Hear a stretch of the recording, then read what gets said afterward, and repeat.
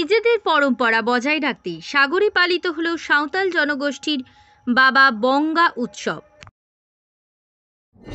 আজকে সারাদিন মধ্যে সকাল থেকে আমাদের যে একটা বলি দেওয়া হয়েছে, পাঠা দুটো বলি দেওয়া হয়েছে, তারপরে ওই বলির মাংস প্রসাদ হিসাবে পুজো করা হয়েছে। এইভাবে আমাদের অনুষ্ঠানটা চলছে।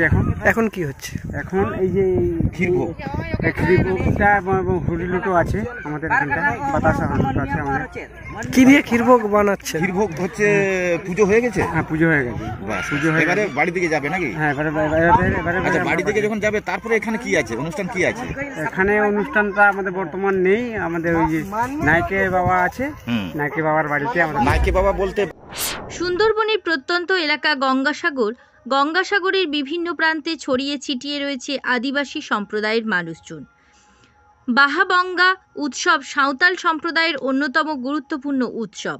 মার্চ মাসে বসন্ত ঋতুকে স্বাগত জানাতে যখন শাল, পলাশ, মহুয়া গাছের ফুল ফোটে, পাতাও ওঠে, ঠিক দোল বা হোলির আগেই আদিবাসী সম্প্রদায়ের মানুষজন তাদের পরম্পরা বাহা উৎসবে মেতে ওঠে।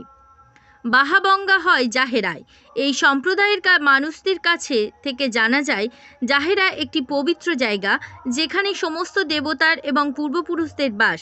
আর এই উৎসবে আদিবাসী সমাজের ঐতিহ্যবাহী পোশাকে সেজে ওঠে পুরুষ ও মহিলারা নানা রকম সাজের সঙ্গে ফুল দিয়ে সাজিয়ে তোলে নিজেদের। সেই সঙ্গে চলে ধামসা মাদলের তালে তালে সাঁওতালি ভাষায় বিভিন্ন ধরনের গান, এমনকি ধর্মীয় রীতি মেনে নিজেদের পুজোও শেষ করে।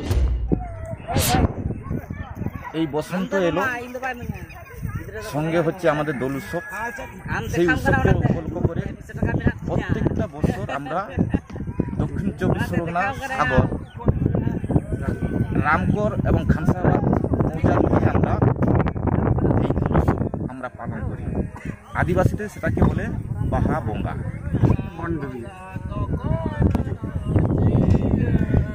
প্রত্যেক বছরের মতন এবছরও কি?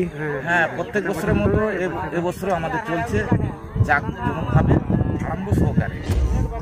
নতুন বছরের আগমনের আগে আদিবাসী সমাজের এই পর্ব দেখতে বিভিন্ন ধর্মাবলম্বী মানুষেরাও ভিড় করে।